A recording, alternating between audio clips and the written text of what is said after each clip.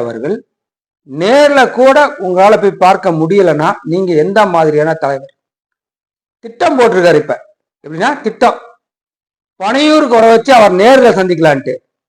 நீங்க தலைவரா? சொல்லுங்க விஜய், நீங்க தலைவரா? இந்த மண்ணுக்காணி மக்களுக்காணி என்னைக்காவது ஒரு நாள் அட விடுங்க, அதை நீங்க பேசல. தன்னை பார்க்க வந்த கூட்டம் செம கூட்டம் சொல்றீங்க. ஆனா அதுல 41 பேர் ஒரே நாள்ல 41 பேர் இறந்திருக்காங்க. அந்த 41 பேர்ல பணம் மட்டும் தான் அனுப்புனீங்க. நேர்ல பார்க்க போனீங்களா?